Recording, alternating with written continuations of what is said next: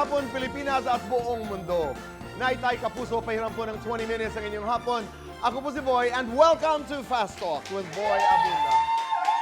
Sa lahat ng mga kasama natin sa Facebook at YouTube, maraming salamat. Sa lahat ng mga nakikinig po sa DZWB, Apple Podcasts, Spotify, welcome to your program. Umpisa natin ang ating programa with For Today's Talk. Nag-file ng kasong acts of lasciviousness at sexual harassment sa ilalim ng Safe Spaces Act ang GMA Integrated News reporter at former Miss Earth Water na si Athena Imperial laban sa dating Kapuso reporter na si Nico Wahe. Kaninang umaga, nagpunta si Athena kasama ang kanyang abogado sa Office of the City Prosecutor ng Quezon City para ihain ang reklamo. Nangyari di umano ang panghaharas ni Nikos kay Athena Abril noong nakaraang taon. Maliban kay Athena, isa pang former GMA News employee ang nag-file din ng parehong kaso laban kay Nico. Ayon kay Athena, and I quote, "I am speaking not only for myself, but also for those who, for different reasons, are still unable to or afraid to speak for themselves. I believe that incidents of this nature can no longer be ignored, minimized, or tolerated in any workplace or industry." End of quote. Hindi na nagbigay ng ibang detalye si Athena out of respect sa ongoing proceedings. Kinukuha namin ang panig ni Nico sa isyong ito. At Nico, if you're watching, pero hindi pa siya nagbibigay ng sagot. Nico, bukas ang aming programa para sa iyong pahayag. Samantala, nagsampa rin ng formal na reklamo ang dating driver ni Rian Ramos laban sa kanya at kina Michelle D. at Samantha Panlilio sa Makati Prosecutor's Office kanina.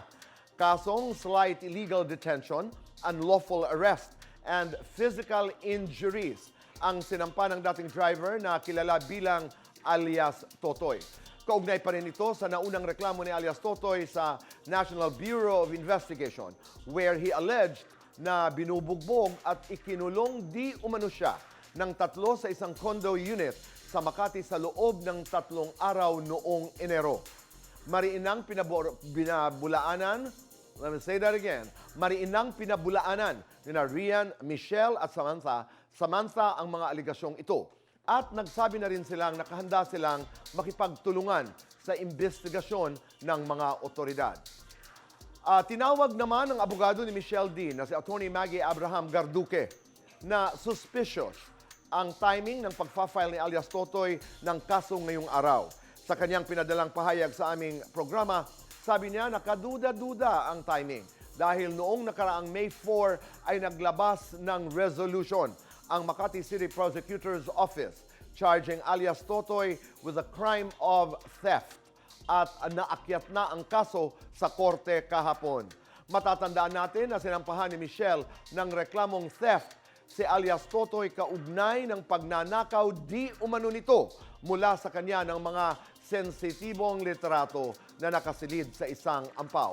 Ayon kay Attorney Maggie, baseless di umano ang kasong sinampa ni alias Totoy at malinaw na ang intensyon di umano nito ay paghigantihan si Michelle dahil sa kasong theft. Maraming salamat po. Samantala, hindi na natin patatagalin pa dahil kasama ho natin ang dalawa sa mga Midnight Girls. Nighttime Kapuso, please welcome Sanya Lopez and Jane Oineza.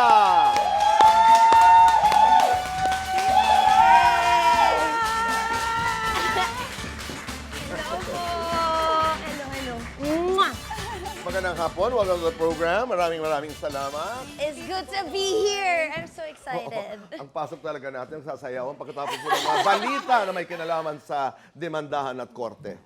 Ang buhay, ganun talaga. Yes. Kayo ba may idinimanda na? Wala pa naman po. So, Hindi pa tayo Habang napapag-usapan. wala pa. At sana wag naman Huwag naman mawala sa sana. ganun. Sa ating lahat. Huwag naman sana. At kung kayang pag-usapan, pag-usapan. Yes. Di ba? Bakit ikaw maganda ka ngayon? Ay, grabe. Tagal namin hindi nagkita ni Jane. Oo nga, na-miss ko nga po kayo. Ikaw Pero din, thank ang you po, tagal. thank you Oo. po. Pero mukhang blooming. Maya-maya lamang ay pag-usapan natin. Showing na ang pelikula ngayong Today! araw. May 13, Imbitahan natin ang yes. lahat. Palakpakan po natin. Midnight Girls. Go ahead. Ayun, today po showing na ang Midnight Girls sa mga sinihan. 190 cinemas po yan nationwide. Wow. Kasama po namin, of course, Miss Jody Santa Maria. Of course. And Loisa Andalio. Yes, at syempre ito ay directed and written by Irene Emma Villamor. The blockbuster director. Sobrang Ganda naman. husay. Yes. Napakahusay. Panuorin ho natin. Simula ngayong araw na ito. Dito, habang ginagawa niyo ang pelikula, kayo nagkakilala. Yes. Tama? Parang may moment na meron kaming isang endorsement na pareho kami. Ay, oo. Tapos doon kami unang, ang ganyang kasamaan kausap. Parang doon pa lang.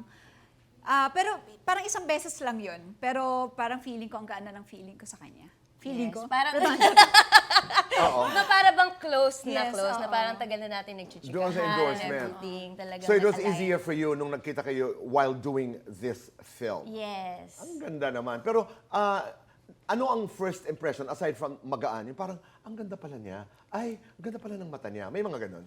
Meron naman sa kanilang lahat, lagi. Actually, parang ang first impression ko talaga sa kanila, yung papansinin kaya nila ako, yun talaga, na parang Grabe. baka feeling ko hindi. Kasi parang Tito Boy, lahat sila from, of course, kapamilya sila. And ako, ang isa lang na kapuso doon. So feeling ko agad na, sana makausap ko sila, maging kaibigan ko rin talaga sila. Habang ginagawa namin yung pelikula. And in fairness naman talaga sa kanila, Tito Boy, while doing the movie, ang gaan na agad. Actually, nagsasayaw pa lang tayo, no? Yes, instant connection naman. Parang kung may ganun kang feeling, siguro lahat naman ata tayo may ganun kasi ako kay Ate Jody, nakatrabaho ko na kasi siya. Pero with Lois, ang tagal ko na rin siyang di naka-work. So, it was really like, ano kayang magiging dynamics ng grupo na to. Pero, first day pa lang natin, hindi na ako kinabahan kasi, yun nga, nag-align tayong lahat. Oo. Instant connection. Si Sanya naman, it's so easy to love you. Yes! Diba? Yes! At ang gorgeous direct. Ay, oo. Direct tuloy. Tito Boy. Okay lang, magkakatotoo yan. Sana mag-director ho ako. Hindi, pero yung pananaw lang na, syempre, tatlo sila, 3 versus 1, parang ganon. Sa umpisa lamang yon. But it's so easy to love you, di ba? Thank you, Tito. I'm sure it's easy to love somebody like Jane. Of course. Alam ni RK yan. Okay. Alam mo, pagkasabi sa kanya, hindi ko siya nakikita ng matagal na. Really? Really? Oo, matagal na. You know, I've done a lot of interviews with RK. And please tell your mystery man na pag-uusapan natin mamaya na handa na ako Tanawin ka po namin. handa na ako makipag-usap sa kanya. You went to Nagoya. Jody Santa Maria was here. Kaibigang Jody ay nagkwento nga na nagpunta kayo ng Nagoya. And you had an immersion. Parang nagtrabaho yata kayo doon sa isang umise? Umise. Yes. Umise, Yes po, is yes. that how you call it? Umise. The bar. Na walang kamuang-muang ang mga Hapon, ang mga tao doon na kayo'y mga artista. Artista, hindi What na- happened? What happened? Yun nga po, hindi kami nag-start ng parang nagpakilala kami as artista. As in, nag-start kami doon. Pinangunahan siya ni Ate Jody, di ba? Yes, yes. Pinangunahan siya ni Ate Jody. And then, nung second day, trinay na namin, ano gagawin na ba natin? Nag-usap, ano gagawin na ba natin? Yung bar na yun talaga yung kakilala natin yung owner. Pero yung mga customer nila, hindi nila alam na Artista. Mga Artista artista, kami. gumagawa kayo ng pelikula. Oo, akala nila mga bago kaming pasok. Bagong salta. Oo, mga bagong salta. Kanina may sinabi ko na parang nung nag-umpisa tayo sumayaw, ano yun? Anong sayaw ang pinag-uusapan natin Yung dito? opening scene po kasi namin Is a dito sa dance. movie, nag-dance kami. Okay. Kaming tatlo ni Ate Jody. Kayo, Yes. Sanya, ikaw, at saka Kasi si Loisa. mas nauna kami, Tito Boy, kay Loisa. Okay. Kumbaga, parang kami Sa story. Sa story. Kumbaga, si Ate Jody, si Jane, and ako. Anong klaseng 15 sayaw? years. Yung sayaw na... Bakit, Papa? Ano ba itong Midnight Girls? At sino si... your character? Paris. Paris. Opo. Samantala, ikaw ay si Saki. Oh. Yes. Tell us more about the movie. Okay. yung Midnight Girls, Tito Boy, it's about sisterhood kung saan lahat kaming 4 na babae, nakipagsapalaran kami papunta sa Nagoya. At lahat ng mga pagsubok na pinagdaanan namin sa Nagoya, syempre pagsubok sa sarili, sa pamilya, kaibigan, trabaho, sa lahat ng aspeto sa buhay, dun kami lumaban. Tito Tsaka Boy. 4 siyang perspective na pare-pareho naman sila ng trabaho pero iba-iba sila ng kung anong effect nun sa buhay nila, sa sarili nila. And nakakatuwa makita kasi yung stories din po namin inspired by yung mga nakilala namin doon. Stories nila to. ano naman ang magiging epekto nitong pelikula sa aming manonood? If I see the movie today, palagay nyo ano ang take-away ko? Anong malalaman namin tungkol sa ating mga kababayan na nagtatrabaho sa mga umise, mga OFW sa Japan? Siguro, Tito Boy, lahat naman tayo may mga pagsubok at problema sa buhay na pinagdadaanan talaga. Kailangan mo lang na hindi sumuko. Kailangan mo lang na palaging lumaban sa buhay. Kasi hindi naman to nag-stop lang yung life natin eh. Pagdadaanan mo lang yan, hindi mo alam kung yun yung bagay na makakatulong sa'yo para mas gumaling ka, mas pagbutihan mo pa sa mga susunod, na next time, pagdaanan mo yun, mas strong ka na. Naroon pa ba ang stigma ng mga nagtatrabaho sa Japan? Kasi di ba meron yan, yung stereotype meron po na... talaga. I feel like yun din po yung makikita nila dito sa movie, yung updated na, kamusta ba yung mga kababayan natin ngayon sa Japan? Ano ba okay. yung mga nangyayari din sa routine nila, sa daily life nila, kamusta ang lagay nila doon? And also, for the movie naman, I feel like importante rin yung inner circle. Kung sino yung mga kasama natin, kung sino yung mga, yung nabibuild natin. Support system natin. Yes, kasi lahat naman nga tayo may mga pinagdadaanan, hindi natin alam yung pinagdadaanan ng isang tao. So mahalaga na malawak din yung understanding natin sa isa't isa. You know, that's very important. Kasi sa abroad, dalawa lang yun eh. Either kayo, you build a sisterhood na Yes. para bagang may support system. Pero minsan naman, ang kaaway mo ay kapwa. Yes. Yes. Di ba? I mean, do we see that? Sadly. Do we see that in the movie? Meron din, Ayun, meron. diba? Yung part lang doon. Kaya kailangan yung dynamics yan, makita din natin para pag napapanood mo kasi maiiwasan mo. Halimbawa, ako'y isang customer sa Umise. Is that the way you pronounce it? Yes, Yes, Umise. Paano nyo ako'y i-entertain? Halimbawa. Irishaimasu! Dozo, dozo, dozo! Domo, domo. Dozo, dozo, dozo, Domo, dozo! domo, Irishaimasu! domo. Mizu? Domo, Mizu? domo, arigatou gozaimasu. Konnichiwa! Biro. Oy, kakoy! Kakoy! Konnichiwa. Konnichiwa. Drink! Would you Konnichiwa. want? Yeah, No, no, hi. no English, no Hi, English. no. Hi. I want you to dance. I want you cry. I'm tired. Cry.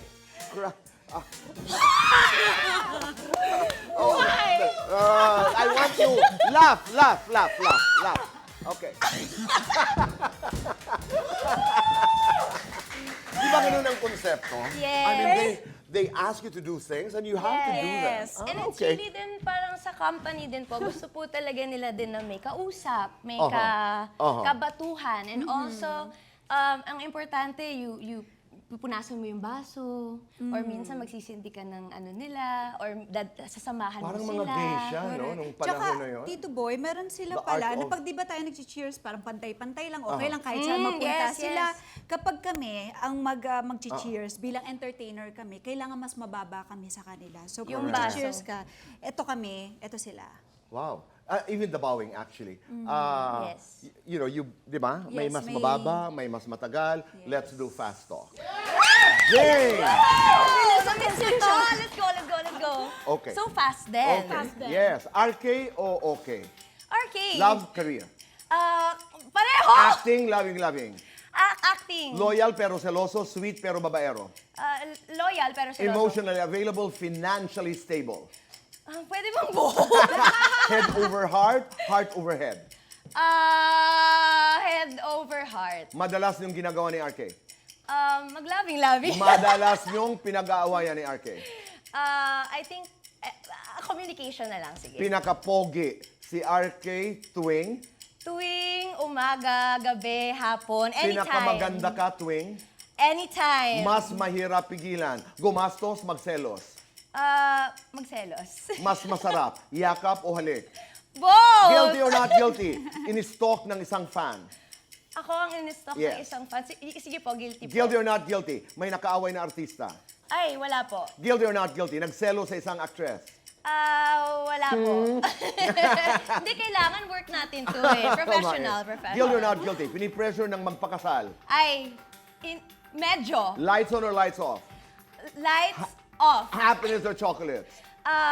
Happiness. Best time for happiness. Anytime, all day. 5 years from now, I will be... I will be blooming and contented and happy and blessed. There you go. Ang haba. Sanya, kayo ba ni Mystery Man? Remember the last time we spoke to each other dito?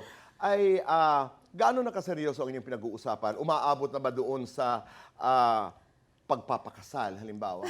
Jane, ikaw, ano ang iyong advice? Having been in a relationship for like 5 years, di ba? Ano ang payo na pwede mong ibigay kay Sanya? I Ang mga kasagutan sa pagbabalik po ng Fast Talk with Boy Abunda.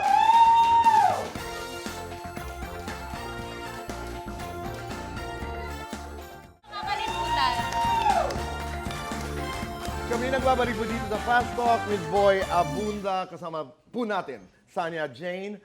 They starred in a movie called Midnight Girls, which opens today. Yes. In 190 Cinemas. Cinemas, wow, nationwide. theaters. Congratulations. Sanya, let's do Fast Talk. Sanya, hot, sexy. Hot. Diwata Maria Clara. Both. Midnight, good night. Midnight. Available, exclusive. Exclusive. Pinoy, afam. Afam. Mas bata, matanda o kaedad. Kaidaran. Guwapo o mayaman. Both. Bini-baby mo o bini-baby ka. Both. In love o in love na in love. Pwede in love na in love. Guilty or not guilty. Iniyakan ang bashing. No, not guilty. Guilty or not guilty. Nang gigil sa bashers. Not guilty. Guilty or not guilty. Binuli ng artista. Guilty. Lights on or lights off. Lights off. Happiness or chocolate. Both. Best time for both. Happiness and chocolate. Anytime. I'm hot, Maria Clara, and what does this mean? I'm hot, Maria Clara, and I need... I need someone to love me purely. Oh, di Oh, ba? I love it. I love it. Ang sagot ko sa lights on, lights off, dim lighting. Yung both eh. Oo, both gusto ko eh. Are you seriously talking with the guwapong-guwapo? The mystery man? Ay, Opo, Tito Boy. Talaga, napapag-usapan na ang paglagay sa tahimik. Siyempre, Tito Boy, kumbaga siguro nasa tamang age na rin Tama. naman Oo. kami, di ba? Yung parang hindi na naman tayo pa bata and hindi na dapat tayo pa bebe pa. So, ako kasi, Tito Boy, natuto na ako na kapag pumasok ka talaga sa relationship, dapat hindi ka na nakikipaglaro. Dapat yun talaga yung goal nyo pareho. Kasi kapag ganun, I think merong problem sa relationship. Naiintindihan niya ba ang trabaho mo? Yes, super. Oh, that's very important, di ba? Lalo na if you're not from the business. Yes. Kung may payo ka, having been in a relationship for 5 years, ano ang payo na ibibigay mo sa iyong love team? Love team, talaga binigyan sila. Bakit love team po ang aking tanong? Malalaman ninyo pag napanood natin ang Midnight Girls. yes. Okay. Payo, I think ano lang naman yan, everyday, kailangan nyo piliin yung isa't isa. Kasi may mga araw naman na hindi tayo our best behavior. May mga No matter how araw hard. na, Ang ganda yes. So, ang importante ay communication, of course, but yung understanding din na at times, kung hindi ka 100%, yung partner mo yung magpupuno nun. And dapat, willing ka rin mag-understand na at times, ikaw naman yun. Tama. Ikaw yung At saka, mag-a-adjust. kahit gaano kahirap, I like that whole idea of choose each other. Yes, Di ba? yes. Napapagod ka na sa mga taong tanong ng tanong kung no, really, you can Yes, get tired. yeah. You know, magpapakasala ba kayo ni RK, etc. Don't get pressured. But how do you feel when people ask you that? Okay lang naman po, kasi syempre nasa relationship po ako. So, kung ma-curious man sila or matanong nila yun, naintindihan ko naman po. But kung mag-a-advise din ako tungkol doon, syempre parang hindi naman tayo dapat ma-pressure sa timeline ng iba. Tama. Yes. Oo. And kung darating siya doon. Oo. Sinong maseloso? Pareho po kami. Joke lang. Talaga? Hindi. Pareho po kaming professional when it comes to work. And sobrang Akala ko supportive. professional na seloso. Hindi po. Professional kami sa trabaho. So, kailangan po, at nakilala namin ang isa't isa, ito na yung trabaho namin. Mabuhay kayong dalawa. Thank you. Congratulations. Midnight Girls today. Starting today Yay! in 190 theaters around the country. Maraming salamat, Thank you, San. Boy. At maraming salamat, Jane. Yay! Thank you very much. Salamat po. Flowers for the Midnight Girls. Thank you so much, Tito Boy. Lahat namin ginawa, umarte, sumayaw, lahat na. Sana makabalik din ako soon. Yeah, you will. Yes. Oo. Sana po marami talagang sumuporta ng Midnight Girls para sa inyo to, sa lahat ng mga taong lumalaban sa buhay. Midnight Girls ngayon na. Hindi po namin Ganda. kayo tinipid, promise. Marami po kayong makukuha dito sa Maraming film. salamat. Piliin ang tama, biwan tama. Goodbye for now. God bless. We'll see you tomorrow.